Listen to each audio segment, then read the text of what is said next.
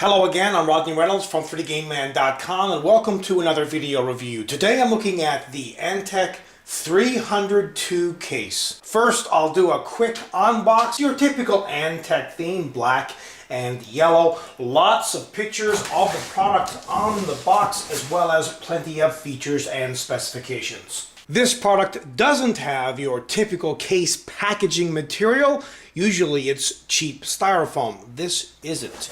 It's high quality styrofoam, which is good because it will stay intact if the case gets banged about.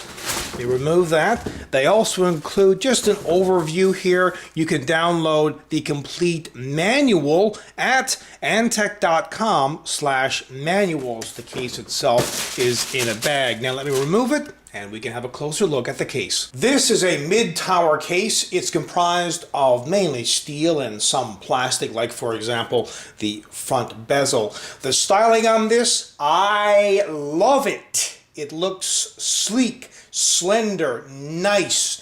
There is nothing godly about the look on this case at all. At the top of the case, they include one 140mm exhaust fan as well as two grommeted holes. These holes are for routing cables and or water cooling tubes through. Would you look at the front? Beautiful. Has a lot of mesh here, great for ventilation.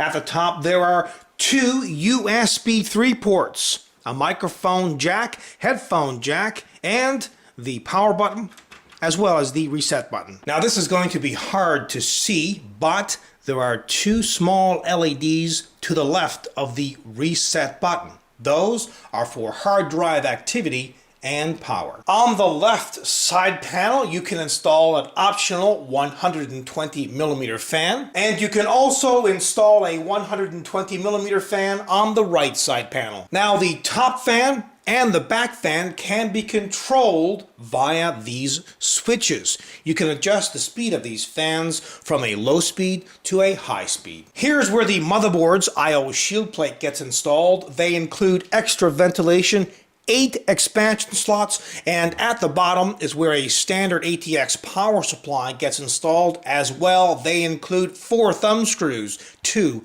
on each side panel. And the left side panel can be secured using an optional lock. Now the inside of this case isn't black, but there's lots of good stuff in here. You have a large hole on the motherboard tray for the cooler's retention plate, as well as lots, and I do mean lots of space behind the motherboard tray, so you can tuck plenty of cables behind the motherboard tray and that right side panel. As well, there are punch outs on the motherboard tray so you can attach cables to the back of the motherboard tray. It's so important to get as many cables as you can from, the inside of the case, the main area, to the back of the motherboard tray, just to increase airflow inside the case. Also note all of the cable management holes on the motherboard tray. They include an accessory bag, and in it are all kinds of screws, motherboard standoffs, cable ties, as well as plastic drive rails. The 3 5¼ drive bays come with a toolless design,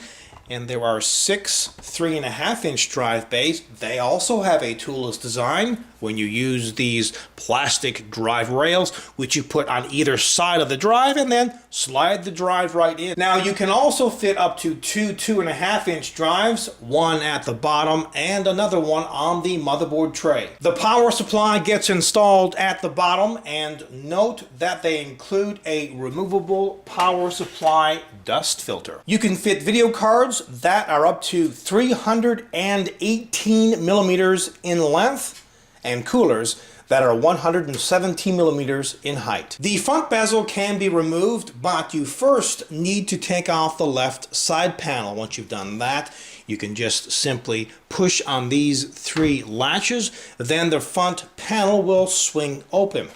Now they do include a removable dust filter, and note that these top 3 5¼ drive bay covers are blocked. This is intentional to basically, direct the air here. So when you install 1 or 2 optional 120mm intake fans, well, The dust filter will grab all that dust before it goes inside of the case. Now, just to recap, they include 2 fans.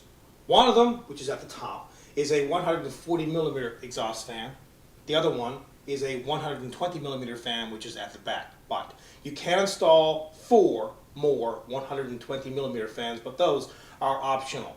One on the left side panel, one on the right side panel, and 2 more optional 120 millimeter fans at the front. Now let's have a listen to the stock cooling, first at the low speed.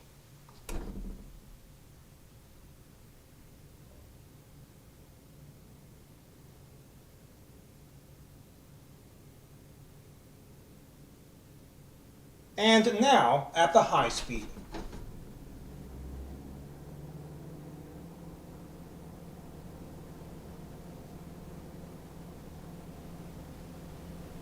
Now this case is a little bit up from the budget category. It's somewhere between budget and not budget.